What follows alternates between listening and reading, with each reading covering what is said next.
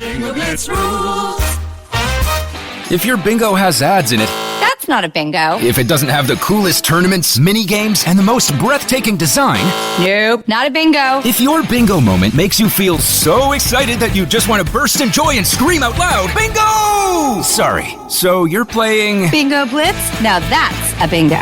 Discover a world of excitement with Bingo Blitz, the #1 free bingo game. Download Bingo Blitz and play for free. Now that's a bingo. You know when you reach that age where everyone and their mother won't shut up about their credit scores, yet it seems like no one really understands what's so special about those 3 random numbers? That's because credit scores are meaningless, unless you have Credit Karma to show you how to use them. We use those 3 random numbers, plus your financial profile, to help you find your next opportunity. Like a more rewarding credit card, a game plan that helps you pay down debt faster, or a personal loan to help you save more on interest payments each month. Cha-ching! Download Intuit Credit Karma today to get started. Ryan Reynolds here from Mint Mobile. With the price of just about everything going up during inflation, we thought we'd bring our prices down. So to help us, we brought in a reverse auctioneer, which is apparently a thing. Mint Mobile Unlimited Premium Wireless. How to get 30, 30, bit to get 30, bit to get 20, 20, 20, bit to get 20, 20, bit to get 15, 15, 15, 15, just $15 a month? Sold! Give it a try at mintmobile.com/switch. $45 upfront payment equivalent to $15 per month. New customers on first 3-month plan only. Taxes and fees extra. Speed slower above 40 gigabytes. See detail.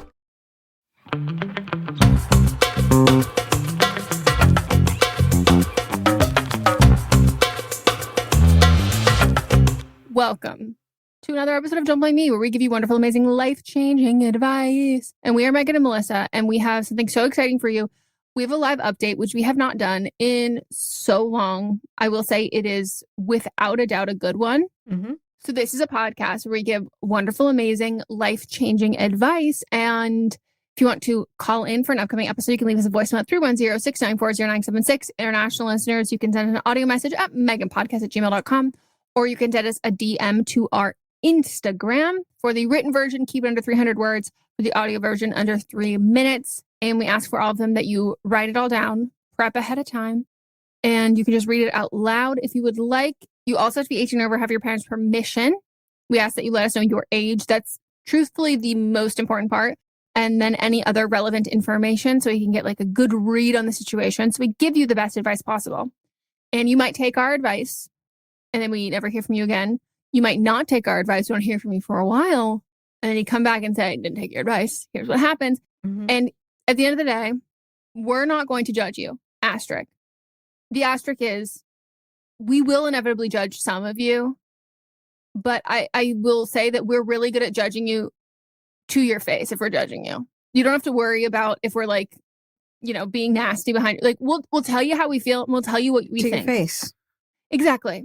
Because we want what's best for you. Yeah. But you can also tell us if you're sensitive, and we will without a doubt keep that in consideration. But also, as we've said before, and you'll hear us say in the update, we might give fantastic advice. We also sometimes don't take our own advice. Mm-hmm. And it's really easy for us to be in this spot. And that doesn't mean that like we don't get ourselves in some sticky issues or situations that we go, I know the advice I would give someone for this, but that's what we're here for, is to be that voice of reason in your head. And you might not take our advice the first time around, but at least that voice will be there. Yeah. And then you'll come back around. And we'll never say, I told you so. We'll never judge you, any of that. Like sometimes we have to fall flat on our face.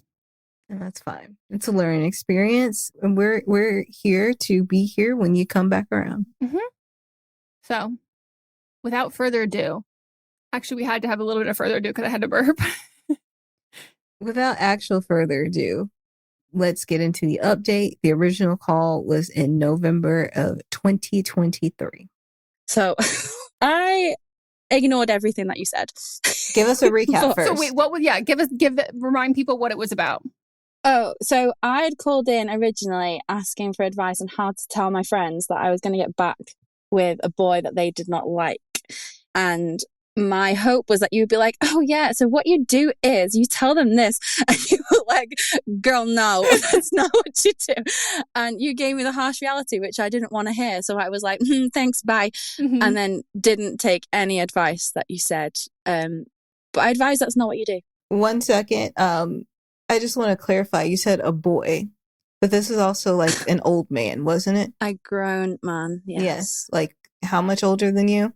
Well, he's about to be 42, so like 12 years older than me. Okay. Yeah, so from the outside, a middle-aged man. From the inside, a petulant child. Yeah, that is honestly exactly what it is. Yeah. Okay. So a man, yeah.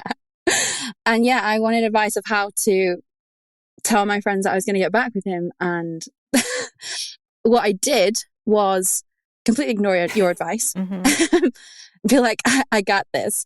And then swiftly just ignore my friends pretty much, like not ignore them, but I would just not mention him, and then just started to slip it back into conversation like 2 months later. They'd be like, oh, where are you going after like being at the pub? And I'd be like, his. And then it would just like slip in that way. So it kind of got, yeah, that's how it got back. And what I thought I was being really sneaky. I was like, look at me, I got this. They knew straight away. But what they were doing was exactly what one of you said. I can't remember which one said it, but like, you were like, you've listened to the podcast for years. You've had people you've heard people ring in to say, my friend is in this bad relationship, what do I do? And like, you know that they're gonna like leave, and that's basically what they did. They didn't leave, but they were like trying to protect themselves a bit, which I get, which breaks my heart a lot because I hurt them in that process, which is like really shit. But we've had a talk and it's all fine now. Yeah, we've all been there. That's something that all friendships endure at a certain point, I think. Yeah. But until we're going to say July was the pivot. So it's been like, so from like November to July, there's been a lot of on and off time. Okay. Which it was never actually off. It never was. It was me being like, I'm done. Okay, can I sleep over? Like that kind of thing straight away. So it was a lot of that. But in that time, I've done a lot of work on myself. And I've realized a lot about me. And I was doing that whilst I was still with him. So I think I was like pulling away quite a lot, even when I was still with him. Like I wouldn't see him for like 2 weeks and then see him again. Like I actually ended up like not being bothered if I saw him or not. So I think I needed that like pull away time. Yeah, I was like reading books. I was listening to podcasts. I was going to like talks. There was like in like the city centre where I am, there would be like talks about narcissists, talks about this, like trauma. And I'd be like sat there with my notepad, like, tell me, please fix me, please. So I was doing all of that work, and my best friend, who's just like my rock, was like, why don't you just like leave him? Like, why don't you just cut him off now? Like, just block him now. And I was like, no, I need to feel that it's ended. So I went round one last time, and I knew it would be the last time. Like I felt it, and I said to myself, like, just deal with it one more time, and then you don't have to do it again. Like, and I was saying that makes me really sad now. Like I would saying that to myself walking in, like, you have to deal with that one more time, and then that's it. But like I got there, and I said like surely you felt the difference between, because like we hadn't seen each other for like 2 weeks and just hadn't spoken. It also been my birthday, and he didn't acknowledge my birthday at all, which he does quite a lot, but it's fine. Not surprising. It's not fine. No, like the year before, he didn't acknowledge my birthday again, and then created an argument because a few days later I'd said, like, you didn't say it was my birthday, and he was like, I didn't realize you were fucking 10 and needed a party. Like, no, I just would like you to say happy birthday, maybe. Good God. But there'd been like a time when we hadn't spoken for like 2 weeks, and I was like, surely you know that there's like something, and then he just lost it, like completely blew up. So when he'd like stopped having a little tantrum and calmed down, I was like going to leave and said, this is it, isn't it? Like, this is the end, like we're done now. And then left, and then I haven't spoken to him since. It's been, I know it's only been 2 months. No, that's a lot of time. That's great. Yeah. Thank you. It's been 60 days. In that time, I have blocked his number and deleted it, which is like huge for me, because like normally I'd be like, we're done. Hey, like all the time. But I've blocked and deleted his number. Haven't spoken to him. He, on the other hand, has not stopped talking to me, which is really like, it's harmful, should I say? But like I have like a good support system, so it's fine. But like I have multiple multiple unknown calls a day, like constantly, and he emails me. But Do you know if you block an email, it goes to your junk? Yes, but when you go to your junk, if you click at the top, there's a button that says mute, and then it'll make it so then you won't see it. Okay. Yeah, because that was the problem. So I was like, blocked it. I was like, ha ha ha, I did it. And then would actively look for the email. So even though it's blocked, like it comes to with like the little stop sign. Yeah. And again, it's like a red flag. I run towards it like a bull. So I was like, oh, I'm going to open that and hurt myself. And like, they were horrific. They're awful emails, like that he's a disgusting person. But so I was reading them. So I was like, most days I was like spiraling, like ringing my friend, like crying, like, oh, you said this, you said that. And then it got to one point, my friend was like, you're now actively choosing to read them. So you're hurting yourself now. Like you're choosing to read it. And I needed that harsh reality of that so that I haven't read them since the end of August. Then I know they're there, but I haven't gone to read them. The longer you go, the easier it gets, because it's like it becomes like a harmful habit. And then when you break that habit, you don't realize how much it does harm you until you stop doing it. And then you're like, why am I going to consciously seek out to do that again? So that's one that you just have to, the longer you withhold it, the more you become, the less interested you become. So yeah, I understand that. And I also think that like, that probably the smartest thing you could have done for you was to maintain staying with him while getting over him, which a lot of people do. Like that is something that like a lot of women, we just do in general. And as somebody who also needs, like, when I'm done. But if I'm not done, I don't know. I have to know, and I have to have those definitive kind of moments. And like, it is like on and off kind of switch. And so when you have to build up to that point, like I needed to leave him before I actually left him. Yeah. Like completely. Yeah, because it's like, well, what if? And you're like, no, I already know the what ifs. Like, I already know that, like, this is the fact that we've gotten here, the fact that, like, I've been pulling away and he hasn't said anything. And it's not like a test necessarily, but it's just like, it affirms the ideas you have in your head and you get to see it play out versus like, oh, well, I can assume this is how he feels, or I can assume whatever. But it's like, no, like, we're still technically with each other and I'm doing all of this and all of that stuff, that it's like, now I'm ready to leave him, because it's not like, well, what has he been doing the last couple months? Maybe he's been working on him. Like, you know that he hasn't. And so like, you know who you're leaving when you're leaving him. Yeah. Like I know he wouldn't, like he doesn't think he has done anything wrong. I don't think, when he has, like, he literally probably should be in prison, but like. Yeah, he's awful. I don't think he will realize that anything that he does is wrong. So I don't think there's any change. I mean, like, can an old dog learn new tricks? He's like 42. So I think he's like stuck in his ways now. But I know it's different this time. Like I feel it, like I'm talking about it here. And like I had to tell work, which was like so embarrassing. And I still like want to claw my own skin off. But I was like worried that he would show up at my work. So I had to like tell my work. And I think now I can't go back on that. Like that is awful.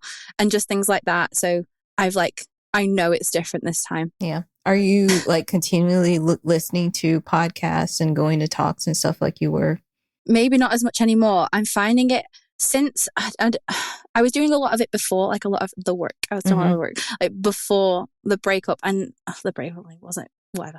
But now I'm finding it harder to do that. I think I'm quite raw from it. Like I'm remembering things. It sounds so dramatic, but I'm like, I can't even listen to anything to do with like that situation, like that similar situation, because I'm just like, oh, don't like it. Yeah. Because I think my brain has been shut off for so long, because I never acknowledge, like I can't even say the word, like the abuse word. I hate that word. Like I can't even say it. But, like I can't acknowledge that was me.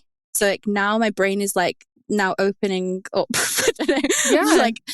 like allowing me to remember things. It's then harder to do a lot of the work I was doing before, but I think it was good that I did it before. Yeah it's triggering, and like that's like something that it's like you get to a certain point where it's like you needed to hear other people's stories and all this other stuff to kind of put the pieces together to apply to your life so you can make the decision. But then once you're like out of that circumstance and situation, our brains want it to be like, now I'm good. So like I'm out of it, I'm good. But then when you keep listening to all of that, it's like, oh, this might have inflicted more stuff on me than I am ready to process. And like, that's very okay. It's like very okay to be like, I have to decompress from getting out of this before I work on any lasting effects that this has had on me, because like it's exhausting. But I started therapy, which Awesome. I'm like Ooh. such an advocate for other people. But when it came to me, I was like, I don't deserve to go. Like, I don't need to go. Other people need to go before me, all of that kind of stuff. But I like I've been to 4 now and I'm going weekly. Yay. But I've like not even spoken about the situation yet with her. Like I sit down and she's like, how's your week? And I'm like, it's great. I've had a really good week.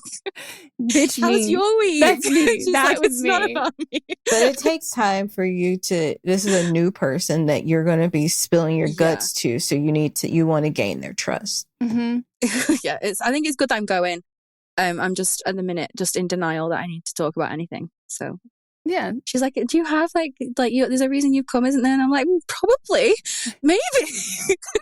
I don't know. Yeah, you work up to it. It, and that's fair. It takes a minute. How are your friends their response to this now?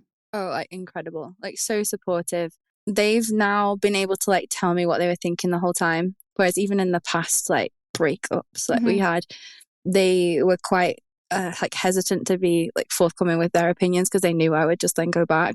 Sometimes they would snap and be like, well, he's a fucking waste of space, he's a prick, he's this, blah, blah, blah. And then they kind of stopped doing that because they realized I was just going to go back. But now they've been like, yeah, it was really shit for us. And I was like, yeah, I'm so sorry. Well, I think it's good for people to hear that like the friends on the other side of that, the issue is the guy, the issue is the relationship. And when that's not there, those friendships still prevail. Like your friends they want what's best for you. They want to be friends with you and they want to support you and all of that stuff. And like, even though when someone's going through a very bad relationship, sometimes people just like can't support that like, those friends aren't going to abandon you. Like if you're done with that relationship, like they will be there and like will not do the whole I told you so, don't ask for me for help, I already tried, like never said anything like that. And even like the whole time, even when they weren't asking about it, because I was never forthcoming with information ever. They would have to like pry it out of me, but they just stopped doing that, and that was to like protect themselves. And I completely understand that, because that's what one of you guys said in the original call. And like I know that, and I now know that. I knew that before, but like I just wasn't putting it together. It's different when you're in the situation. Yeah. Like, I don't know how I ended up here. Like, I don't understand. Nobody does. We all go through something like this. But I'm so happy for you. And this is like such a good, like you're like you said before we started recording that you're like, I'm really proud of myself. Like you should be proud of yourself. We're very proud of you. Like this is no, I know, but like it is, and I'm very much the same way. Like in the sense of like whatever, like everything's fine. Like I totally get that, and it's kind of like a slower process, especially if you're not keen to like letting people in. Again, also very me. I understand that, but there is the work that you have like done. It's not coincidental. Like it's not coincidental that you got yourself out of this situation and that like you won't be in this situation again, because you've learned so much about yourself, and you've also learned like what to look out for and who your friends are and all of this kind of stuff. And I'm never going to say I'm glad you didn't take our advice, but I'm glad that you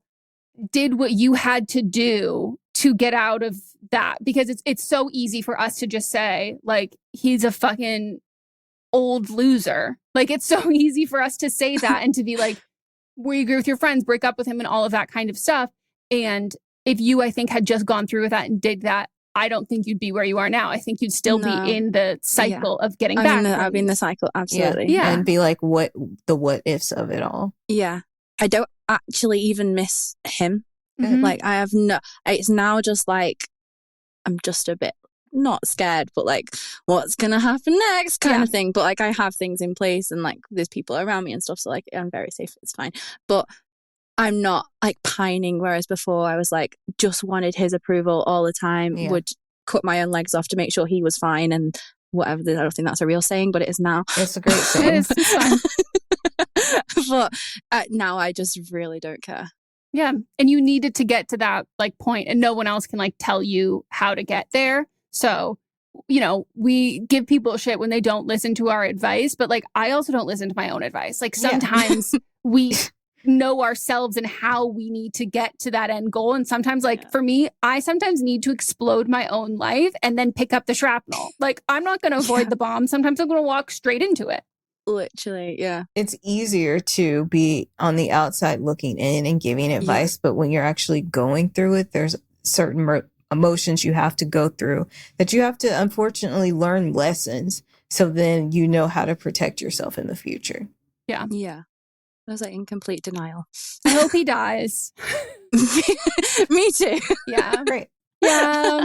Everybody just collectively hope he dies. Cross your fingers. Send your well wishes. Yes. Exactly. Send your ill wishes straight to him. So, yeah. But I'm so happy for you that this is like, this is like a whole new era of you. Yeah, but we're so proud of you. Like, this is great. And I'm so happy for you and entering into like the next chapter of life. And I always say that, like, when you date someone atrocious and you actually take the time to like learn the lessons and process it, like the next person you date, it's like a total night and day kind of difference versus like maintaining that shitty cycle. And yeah, like you just deserve you deserve so many great things, and he deserves to be 6 feet under. So many terrible things. He deserves the guillotine. If only he knew there were so many people wishing him dead. He'd probably thrive off that. No, he probably would. This man's in his 40s. I'm sure he already knows. He's like almost there. Yeah, he's so close. If Bree was here, Bree would say, that man's knocking on death's door already. Right. 40, 42. Yeah. Get his bus pass. Exactly. R.I.P. Oh, well, I'm so glad that this was the update and not... You were married or something. Yeah. Yeah, imagine. Melissa, why would you say that? That actually gave... Have the worst. You get spooked. That would be the worst. That really would be. Well, being pregnant would be the worst. I swear to God, I think if you got married or pregnant, we would have just never heard from you again. I don't think. Yeah, you keep like I won't join the live streams, but just keep my money. It's fine. Yeah, I kept checking in though. I know you did, and I would just bounce every time. Sorry, it's 2 a.m. I gotta go. So funny. Literally would get out there so fast. I can't. I noticed it too. I was like, okay, not gonna say anything, but something's afoot. And one time I was at his house during the live stream. Yeah, that would have been really funny. Diabolical. Hey, this is him. We were like, we would call Jacob up on the live stream and be like, Jacob, cuss this guy out. Yeah. Oh my God. But I'm sure people would love to hear this update. Yeah. They will. Thank you so much. Thank you. What a doozy. Love that girl to pieces. Yeah.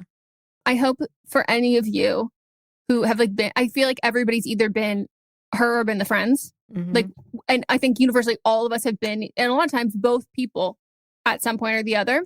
So I just want to reiterate the fact that your friends and like the people around you, if they want what's best for you, it doesn't matter how long it takes you to get there, that they want to be there to help you and support you. And even if it takes you a while to get to that place, a good friend's never going to say, I told you so. Right. A good friend, sometimes it's too much for them and they have to take a step back, but they'll be there when you need them. Mm-hmm. We're going to take a break. When we get back, we'll get into some calls and some write-ins.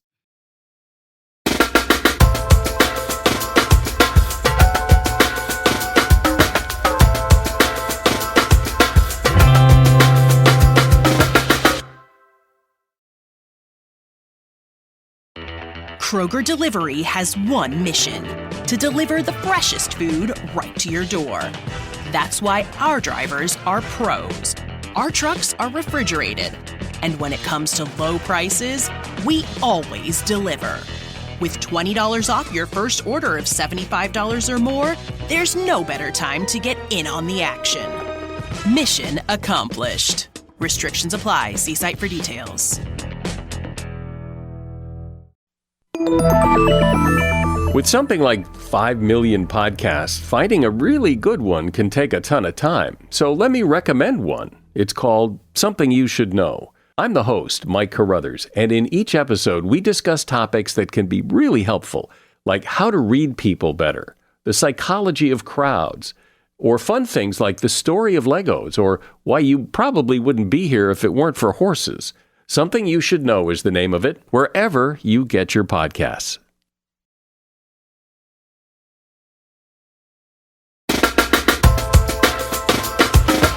Woo! Let's dive in. First is a write-in.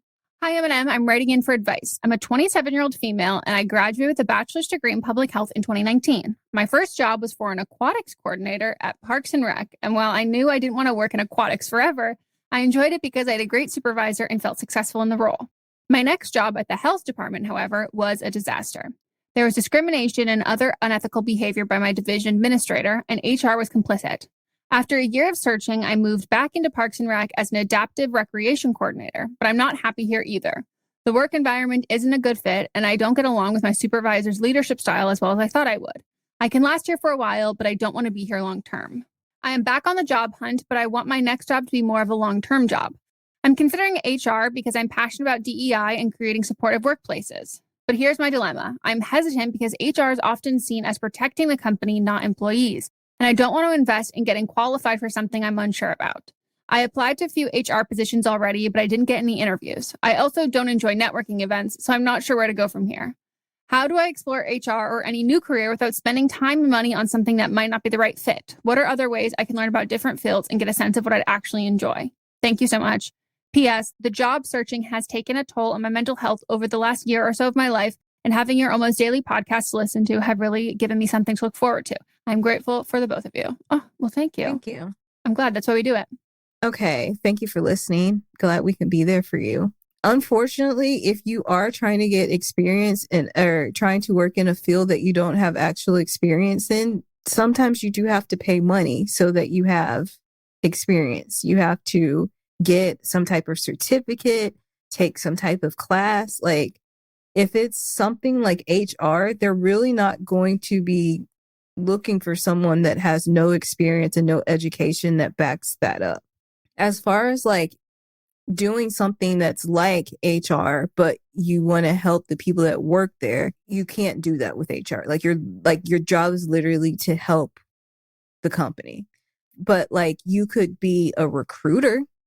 That's different. I don't think you have to necessarily have a specific path. But you like could, networking though. You have to like networking. Yeah. So like that's something, or you could work in DEI. But again, with DEI, you're going to need some type of educational background or certificate, which you can get. They're inexpensive. I know that Harvard and I believe Stanford both have DEI courses that, they cost money, but they're not the same amount of money that like a full degree costs, but you can get a certificate. My friend did that.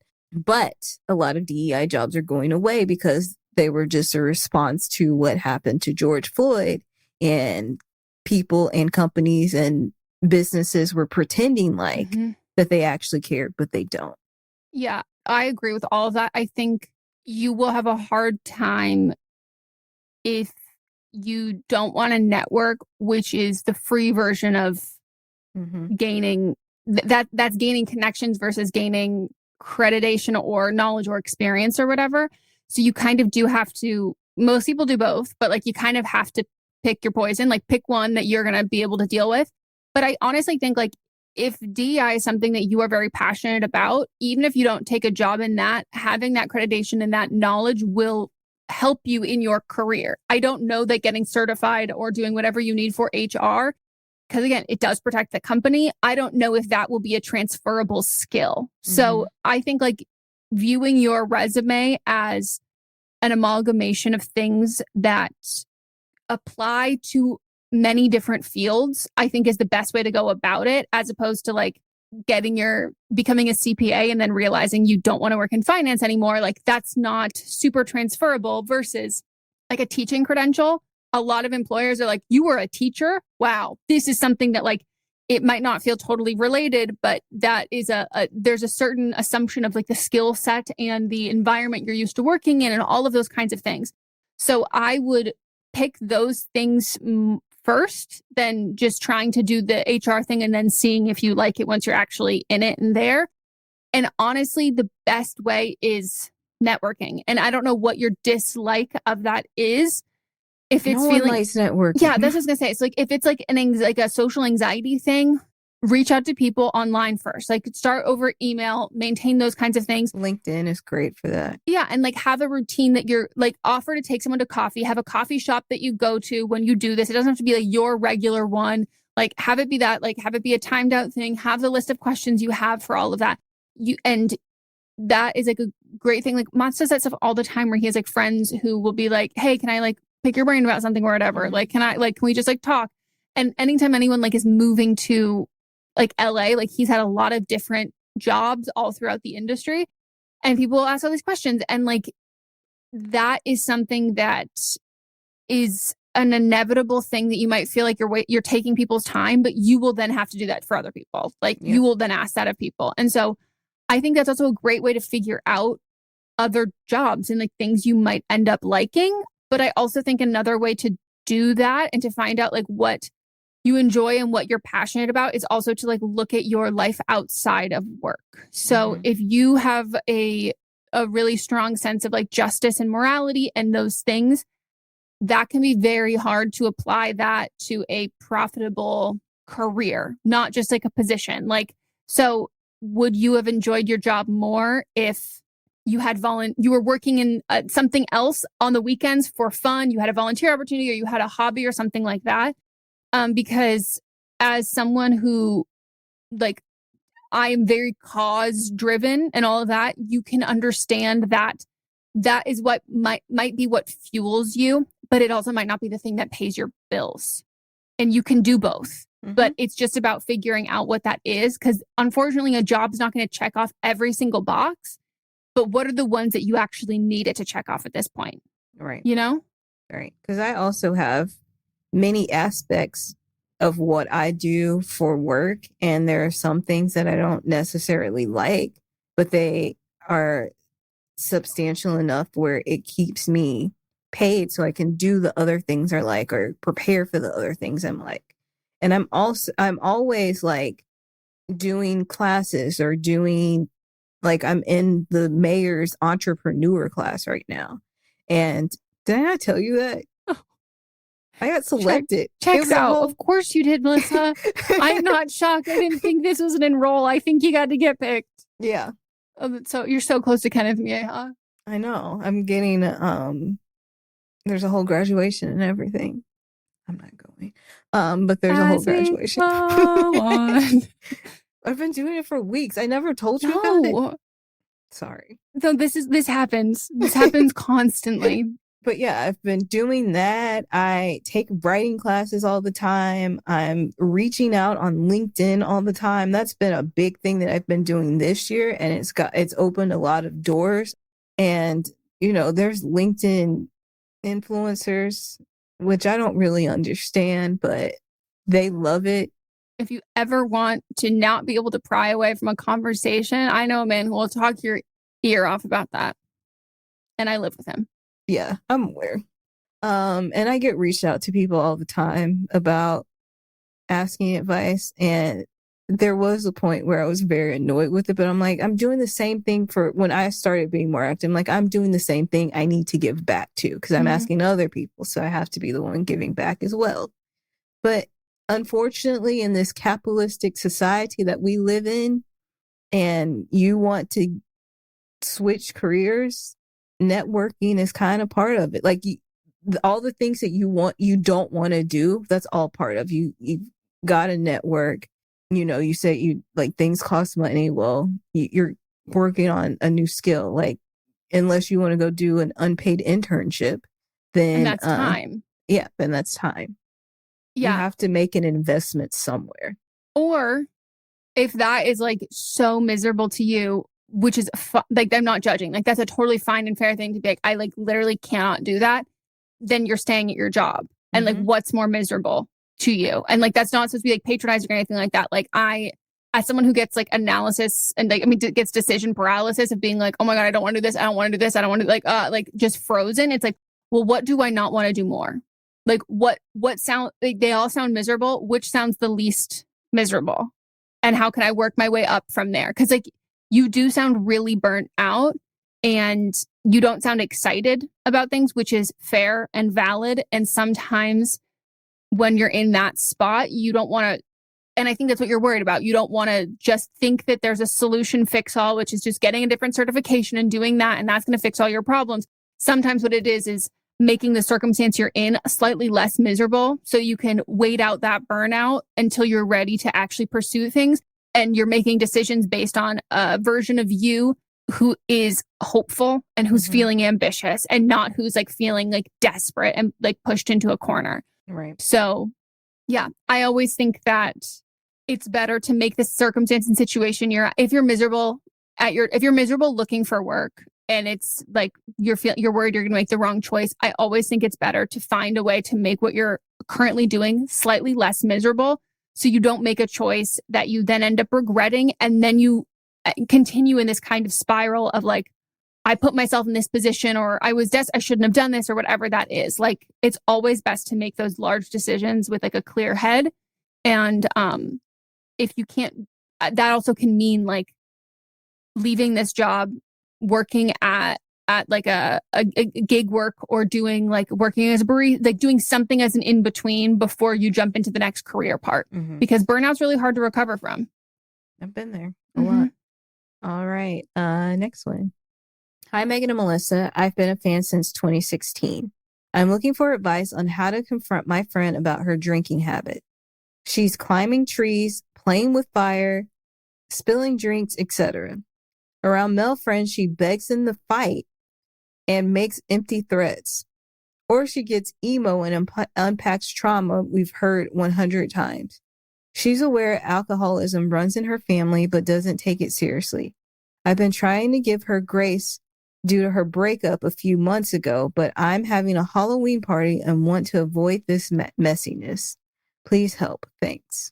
Do not invite her, and tell her why you're not inviting her. Literally, I thought that we were making, Euphemisms? Comparisons, euphemisms, but no, this is a lot.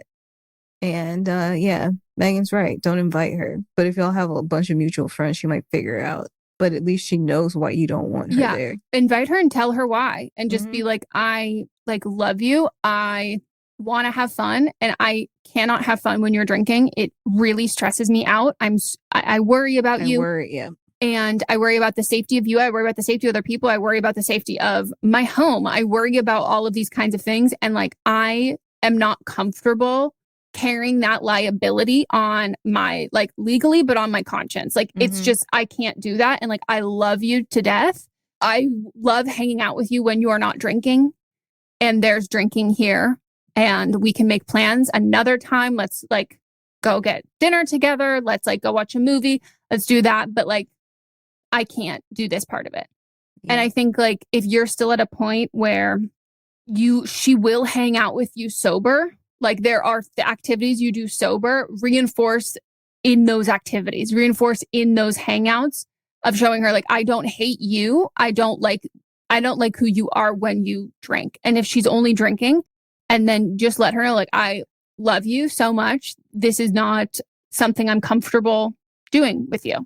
Yeah. And also, like, alcoholism is a disease. It's not something like the behavior is something to be ashamed of, but having a drinking problem isn't. And letting her know that there are resources that can help, but she has to first realize that she has a problem.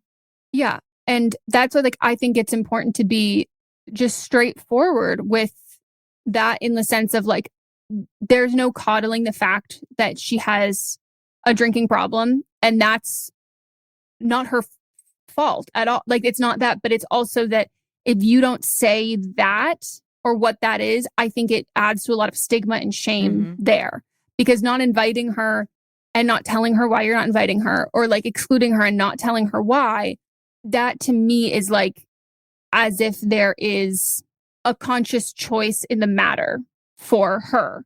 And it's not that. It's just like, this doesn't work for our relationship now, so let's do this instead together. Right. But yeah, I think ignoring the elephant in the room, I think it's fair that you wanted to give her a wide timeline of this because of the breakup. But if she's not wanting or willing to get some help for that right now, that's totally fine. But I do think it is our responsibility as people to like not to be safe places while not babying, because that it truly just makes it worse. And so I think straightforward honesty, and you might not be met with like a great response, but again, that's what I'm saying, like reinforce spending time together and you pursuing hanging out and sober activities that like take the brunt of planning. Like don't act like, and it might, when someone is actively going through something like this, they're not going to be able to meet you at 50-50 friendship wise. Mm-hmm. And that's okay. And there'll be times in your life where you can't meet a 50-50 friendship. So like, this is where I say, give 90%. And the 10% is protecting your home, your liability, and the stress and your anxiety, your cortisol levels of that circumstance and situation happening. Also because like there are people I know who are really, I would classify them in an alcoholic things. That is not what they self-identify as. They're not good at drinking. And I put my foot down. I said, they can't come over. They can't come over when they're drinking because I also cannot be responsible for how other people react to them. Mm-hmm. And regardless of what their intention is when they're sober, that doesn't matter. We might know that. Other people don't. And then my place of residence becomes the scene of a crime or the scene, whatever that is. And I think that, like Melissa said, it's the dependency on substances that is medical. That's not any sort of choice. The choices that you make and the actions that you do, that is something that you as someone who is a third party in that can remove yourself from, because those consequences extend past the individual. And I think it's a smart thing to do. And I don't think it indicates how much you care about someone. But again, I think if you can really reinforce pulling the 90% in your friendship and planning other things together also helps people see that like you can have people like you. They don't necessarily like what drinking does to you, but you have people who want to help you be you. So that's what I would say. And I would do your very best not to discuss this with your other friends, like as a group without them there. And anything you say, be comfortable. It should be something you should feel comfortable saying to their face. Yeah. Unless like it's a friend that's going to be there to support you and like be there when you are having a conversation with. Yeah, but but it's not like a talking behind a back. We're here to support each other. Yeah. And what you say to other people should be what you say to them. Mm-hmm. Like I think like one of the biggest mistakes we can make is babying people who are dealing with substance dependency, because that's a incredibly hurtful feeling for people to feel infantilized, and that it feels shameful. And that's what leads to a continued cycle of this. Yep. All right. Well, we're going to take a break. When we get back, we'll get into the rest.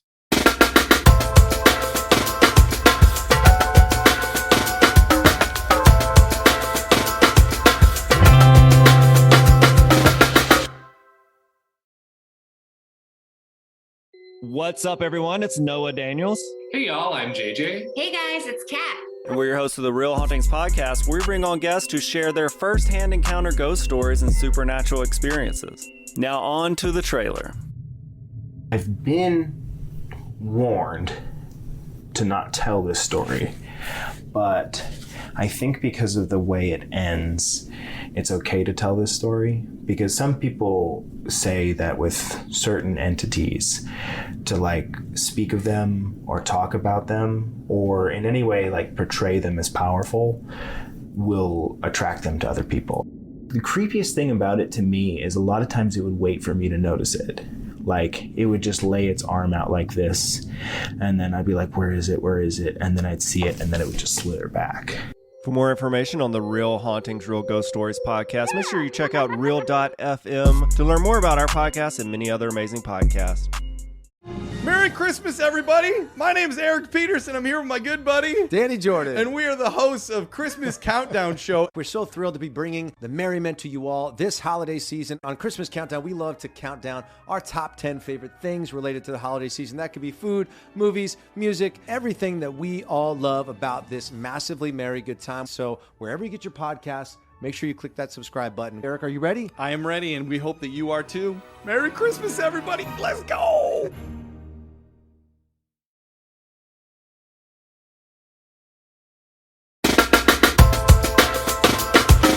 And we're back.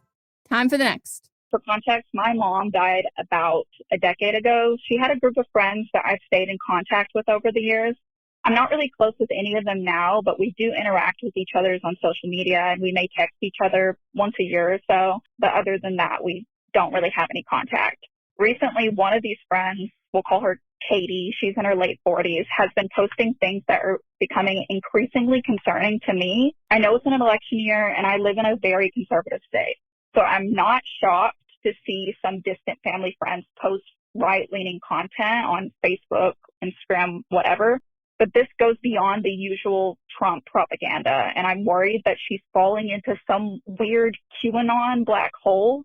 She posts multiple times a day across every platform, and the content ranges from extreme evangelical end-of-time rants to save the children speeches to easily disprovable rumors surrounding the current presidential debate. Some examples are her posting proof that people are eating cats and dogs in Ohio, Kamala wearing microphone earrings, posting about adrenochrome, whatever the fuck. She even recently changed her bio on all socials to conspiracy realist. To me, it's very clear that she's doing unwell. This is so different from her usual posts. And truthfully, I think this might be a coping mechanism from her losing her own family member last year. It's unclear to me from her socials, but it seems that she's either distanced herself from her remaining family or that they have cut contact with her. So I'm not sure there's anyone there for her to check her on these things. I know that it may not be exactly my place, especially since, again, I'm not really close to this woman, and she's probably the friend of my mom's that I know the least. But I'm not sure how I can just stand by and watch anyone fall victim to this or succumb to grief without checking in. So I guess I just need advice on what to do. I'm not sure how to help her, if it's even in my power to. I really think if I tried to say anything to her directly about her post, she would just block me. And with her most likely not having contact with her family, I'm just lost. I could contact her children. But what do I say other than like, hey, is your mom good? Do I say anything? Do I just block her? I don't know. That's pretty much it, though. I know it's a lot, and I'm really sorry. But I don't have anyone to ask about this, and you guys just seem so knowledgeable about this kind of stuff. So thanks for giving me an outlet to talk and for bringing some stability for all of us during a very hectic political climate. So thank you, thank you, thank you. Bye. Bye. You seem lovely. I'm going to stress so hard, do not contact any of her family. No, not do that. You don't know her. And they know, and they are mourning the loss of their very alive mother who has fully gone absolute alt-right. And like, I have friends who their family members are like that. And like, I swear to God, if like anyone I knew was like messaging them like, hey, your mom good? They're like, clearly not. Like, clearly not. And I think like it's so like you've clearly got such a big heart, and you can see this in the bigger picture of like this was a woman who was very vulnerable in the thick of grief, and she has been corrupted essentially and brainwashed by all this propaganda and all of these things. And it's really designed for, I'm going to assume, for people her age and all of these things. Like you're able to see that from a really clear picture. And I don't mean this as a knock at all. I promise you her family is too. Like everybody feels the same way that you feel. And the people closest to her, if she's not close to them anymore, it's because they've tried. And like you're aware of what she would do if you said something. And unfortunately, this is one of those times where like loving someone or caring isn't really enough. Like, and sometimes in these instances where people are so clearly dealing with so much immense grief that she has found comfort in this. I don't even know if you'd be able to have a conversation with her to just reach out and be there for her, removing all of this aspect from it. I don't know if she's capable of removing this aspect from her life. Like, I don't know that she's capable of just like you taking her to coffee and like talking about grief or whatever without her infiltrating this in, because this has become like the pillar that is supporting her. I agree. But also like, you're not close to her. Like you never were. You're not. You said of the people that you've been keeping contact with, she's the one that you know the least. So like, if somebody that I barely know reached out to me, I would be just like the family members and just block them. Like, respectfully, this isn't your business. Yeah. It's not your problem to solve, and you can be a bystander. Like, some people you just have to let be, and this is just not, if somebody close to her helped her, great, but like, you're not that person. Yeah. And I would ask yourself, like, it's hard to maintain the viewpoint that you have without disparaging the family members that what do you have that they don't have, that you'd be able to get through to her that they couldn't? Like, I just think as somebody who's had to cut people off in my life, they were the problem. It wasn't me. There wasn't something I could have done or changed to have that kind of behavior. And the only way that anybody would be able to maintain a relationship with these people is if you do it on their terms. So I just think that, like, it's sad overall, but like, what do you think you bring to the conversation that could make a difference that everyone else couldn't? Mm-hmm. And it might just be the fact that, like, for you, it's really hard to see someone who, even though you weren't as close with her, but like someone who is there for you during your grief, seeing how they seemingly didn't have people around, and this is what led to that. Yes, but also at the same time, sometimes people have people around and they still end up here. They still end up at this spot, and what someone might have been able to do for you through your grief and your relationship with that person doesn't necessarily mean that they were like that with their own family members and who they were behind closed doors, that this is such a huge shift, or this is such a huge pivot, or the stubbornness or the bigotry or all of these things. It can be really easy from the outside in, when someone was there for you during a hard time, to just think that ultimately makes them a good person. Mm-hmm. It doesn't. And you might just be someone who, like, you're too connected to this. And so watching this happen and like watching her do this is like really hard for you. And then I would unfollow her. Like, I would just do that part of it. But if you want to say something to her, only say something to her. Do not reach out to her family, because they are mourning the loss of her. Yeah. Even if she wasn't great, like, it's just, there are also lonely people who don't become QAnoners, you know? So like, it's not like, you're not wrong in the sense that, like, people who fall down that pipeline are not in a good spot, but it doesn't mean that everybody who's in a bad spot does that. Like, there are other things that make you predisposed to those kinds of things. And it's like deprogramming from a cult. And it's really, really, really hard. And like Melissa said, like, if someone who is that close to them could not do that, the likelihood that you could is so slim. It just might be more pain for you. Yeah. And who wants to do that labor? Without a doubt. Yeah. Not just labor, but it's like talking to a brick wall. Yeah. And like, you don't have the investment in that relationship. And she also doesn't have the investment in the relationship with you like that. It's just tough, but it's one of those things where there are so many better uses of your time from a political and moral standpoint, I think. Yeah. We are going to take a quick break, and when we come back, we'll get into the rest. It won't be quick. Listen to the ads. Please do.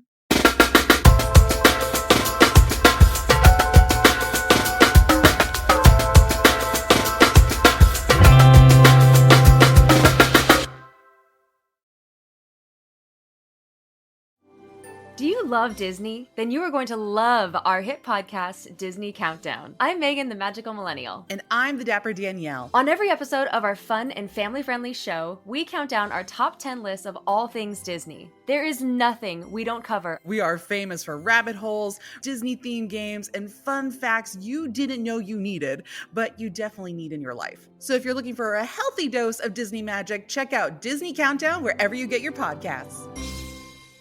Hey everyone, join me, Megan Rinks. And me, Melissa DeMonts, for Don't Blame Me, But Am I Wrong? Each week, we deliver 4 fun-filled shows. In Don't Blame Me, we tackle our listeners' dilemmas with hilariously honest advice. Then we have But Am I Wrong, which is for the listeners that didn't take our advice. Plus, we share our hot takes on current events. Then tune in to See You Next Tuesday for our listener poll results from But Am I Wrong? And finally, wrap up your week with Fisting Friday, where we catch up and talk all things pop culture.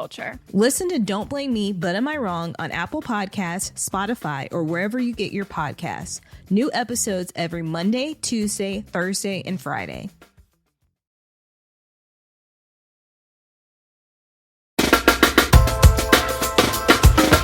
And we're back. It's time for our next write-in.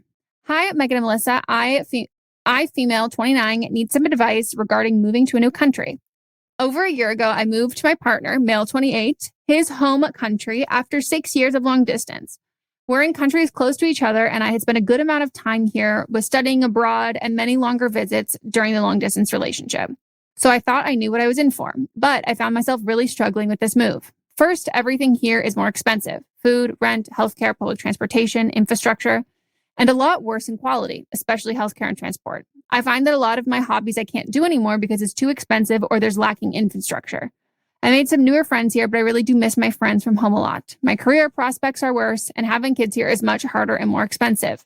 I still think that it was the right decision for me to move. I pushed for this, not him, as I'm fluent in the language and can easily get jobs. Plus, it was possible for me to move earlier. He is learning my language, but is very much a beginner. I started his language age 9 and have a degree in it. I am just trying not to live with regret. The visa process and the move were a really difficult process, and I hate how much I struggle now. How can I let go of the sadness and frustration I have about the move? I always try not to compare and see the positive side, but I find it hard to deal with or talk to my partner about, as he feels guilty about it. I don't know why we're not allowed to be upset about the move. Yeah. Fundamentally, you're not enjoying it. This kind of seems like it sucks. I don't think I would enjoy this either. Like, I don't think this is you being sensitive or having too high of expectations. Like, this kind of seems worse. You could have moved to a town over from where your hometown is and hate it. And it's still a bad choice for you. Yeah, it was easier for you to adapt on paper, but you're actually there now and you don't like it. Yeah. I'm a big believer in like trying things and then quitting if you don't like it. Like, I'm not a believer in maintaining something and just like powering through it if you're miserable, like, because it will build resentment. And the fact that you can't even really talk to him about it because he feels really guilty, there's a solution here. And the solution needs to be figured out. And the solution is not just like you sucking it up and dealing with it, because like missing your friends is one thing and that's something you can prepare for, but like having to give up your hobbies because everything's more expensive, realizing the infrastructure is just like not there, because it is fundamentally different than spending time when you don't live there. Like, it is just different.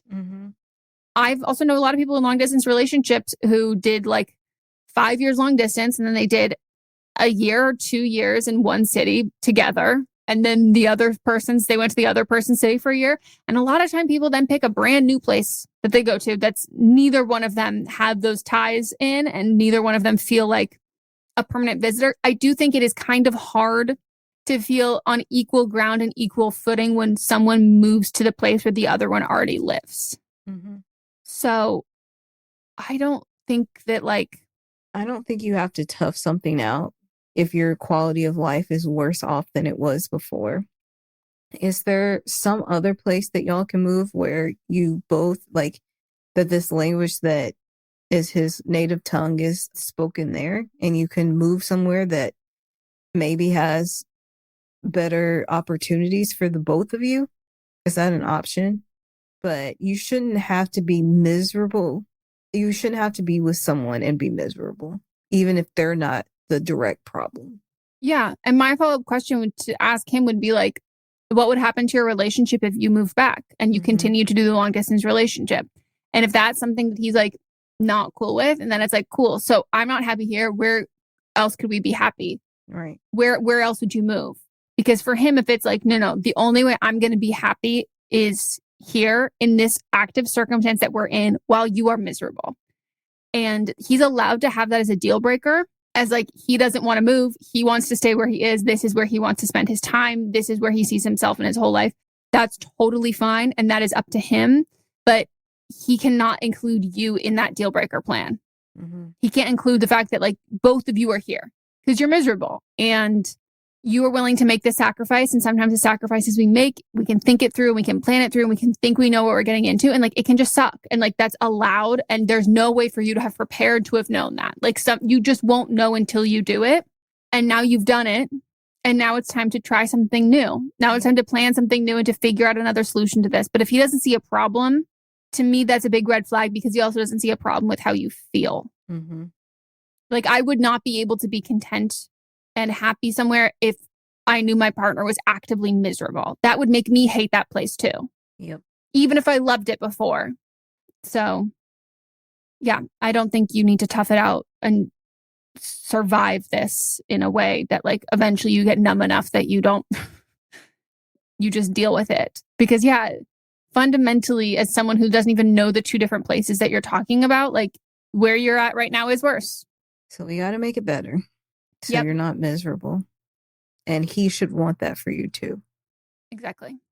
All right. Well, that is the end of our episode. Oh my goodness. Yay. We hope you all enjoyed.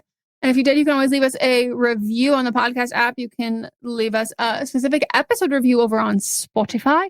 Join our Patreon, watch the video versions of all of our podcasts. We have and then you can listen to ad-free versions as well. You can also join us for live streams and sorry, I had a burp.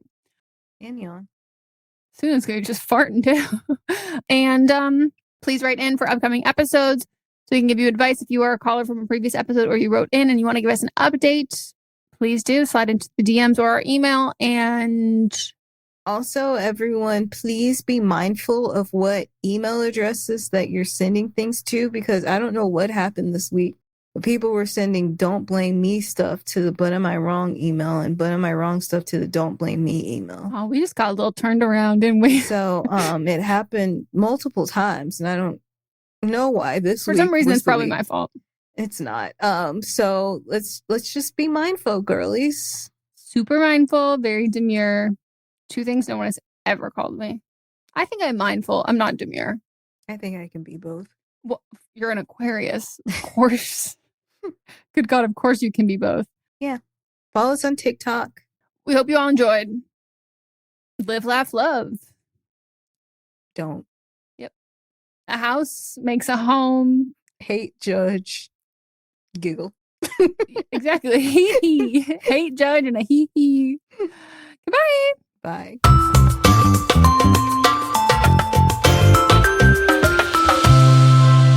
Don't Blame Me is a production by me, Megan Rinks. And me, Melissa D. Montz, plus Diamond Imprint Productions. Post-production sound and editing by Coco Lorenz. Production assistance by Melanie D. Watson. And music by Giacomo Picasso and Ryan Hunter. Welcome to the small town of Chinook, where faith runs deep and secrets run deeper. In this new thriller, religion and crime collide when a gruesome murder rocks the isolated Montana community. Everyone is quick to point their fingers at a drug-addicted teenager, but local deputy Ruth Vogel isn't convinced. She suspects connections to a powerful religious group. Enter federal agent V.B. Lauro, who has been investigating a local church for possible criminal activity. The pair form an unlikely partnership to catch the killer, unearthing secrets that leave Ruth torn between her duty to the law, her religious convictions, and her very own family. But something more sinister than murder is afoot, and someone is watching Ruth. Chinook, starring Kelly Marie Tran and Sanaa Lathan. Listen to Chinook wherever you get your podcasts. Hi, this is Rob Benedict. And I am Richard Spate. We were both on a little show you might know called Supernatural. It had a pretty good run, 15 seasons, 327 episodes. And though we have seen, of course, every episode many times, we figured, hey, now that we're wrapped, let's watch it all again. And we can't do that alone, so we're inviting the cast and crew that made the show along for the ride. We've got writers, producers, composers, directors, and we'll of course have some actors on as well, including some certain guys that played some certain pretty iconic brothers.